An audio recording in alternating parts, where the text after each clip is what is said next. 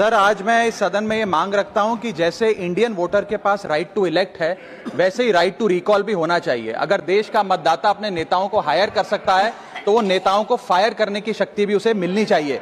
Sir, right to recall is a mechanism that empowers the voters to de elect a neta representative before the tenure ends if he fails to discharge his or her duty. Sir, हम MP MLA चुनते हैं, उसके बाद अगर वो काम ना करे, अपने वादे भूल जाए, जनता से दूर हो जाए, तो 5 साल तक इंतजार करने के अलावा जनता के पास कोई ताकत नहीं है।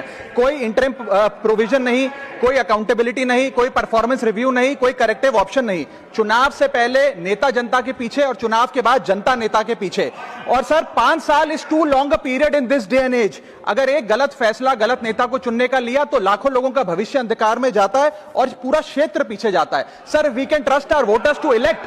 हमें अपने मतदाता पे विश्वास करना चाहिए कि वो अपनी गलती बदल भी सके राइट टू रिकॉल की ताकत से। Sir, let me clarify that right to recall is not a weapon against politicians. It is an insurance policy for democracy.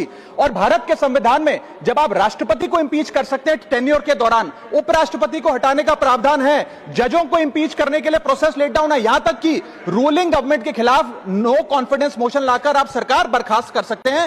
तो एमपी एमएलए अगर आपका नॉन परफॉर्मिंग है तो उसको हटाने के लिए क्यों नहीं राइट टू रिकॉल मतदाता को देना चाहिए।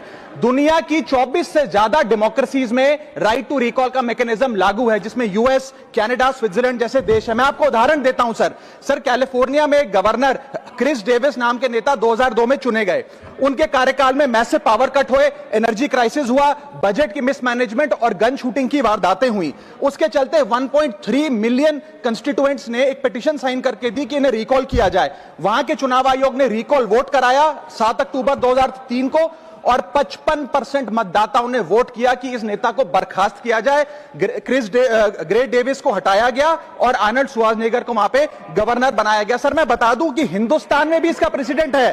कर्नाटक, मध्य प्रदेश, महाराष्ट्र और राजस्थान में रिकॉल मैकेनिज्म ग्राम पंचायत के स्तर पे लागू है और ग्राम सभा के लोग मतदाता वोट करके उन्हें वापस बुला सकते हैं। सर, लेकिन इसका मिसयूज ना हो, इसलिए हमें सेफगार्ड्स भी बनाने पड़ेंगे। एक थ्रेशोल्ड रखना चाहिए कि 35 से 40% मतदाता अगर साइन कर दे तभी राइट टू रिकॉल वोट करवाया जाए।